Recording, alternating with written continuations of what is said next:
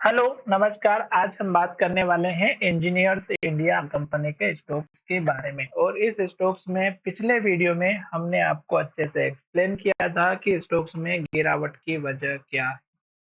अभी तक स्टॉक्स हमारा नीचे की तरफ जाते हुए दिखाई दे रहा है और रुकने का नाम नहीं ले रहा है, पर जहां पर स्टॉक्स अभी खड़ा है वहां पर स्टॉक्स का सपोर्ट लेवल है।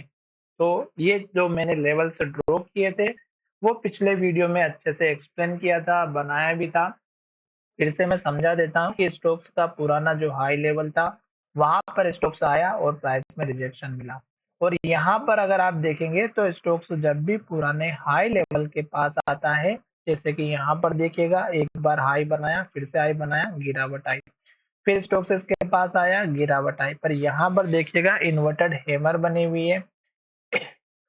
फिर यहाँ पर देखिएगा स्टॉक टॉप पर था और इन्वर्टेड हैमर बनी और लो को ब्रेकआउट करते हुए नीचे की तरफ गई।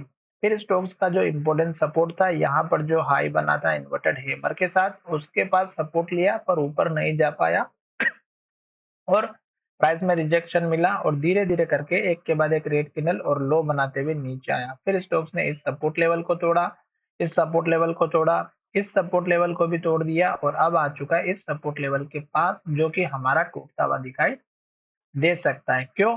क्योंकि स्टॉक्स हमारा फिर से 2 दिन की अगर हम बात करते हैं तो जो लेवल है 171 का इसने लो बनाया है। ये टूटने के बाद स्टॉक्स का सपोर्ट बनेगा इस कैंडल का हाई 167 के आसपास का, अगर 166 167 का, तो ये एक तो आपका सपोर्ट बनेगा। दूसरी बात, स्टॉक्स नीचे की तरफ आ रहा है, एक के बाद एक रेड कैंडल और लो बना रहा है, तो हमें इंतजार करना है, नई फ्रेश एंट्री नहीं करना है। टारगेट की बात करें तो छोटा सा टारगेट इस कैंडल का लो रख सकते हैं, जो कि हमारा 187 का है।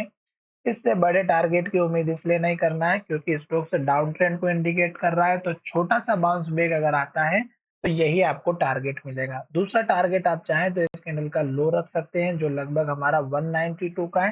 तो इस दो टारगेट से बड़े टारगेट की अभी उम्मीद नहीं करना है। अगर आपको फिर भी कुछ समझ में नहीं आ रहा है तो यहाँ पर वीकली चार्ट को देखिएगा, आपको अच्छे से समझ में आ जाएगा, कुछ दिमाग ही नहीं लगाना है। तो यहाँ पर देखिएगा कि एक के बाद वीकली चार्ट में एक के बाद एक रेड कैंडल और लो बन रहा है, तो जब तक रेड कैंडल और लो बनेगा तब तक हमें स्टॉक्स में वेट करना है, जल्दबाजी नहीं करनी है। अगर स्टॉक्स हमारा इस लेवल को होल्ड नहीं करता है तो फिर स्टॉक्स का सपोर्ट लेवल बनेगा 116 रुपए के आसपास का। तो चलिए वीडियो को विराम करते हैं। धन्यवाद।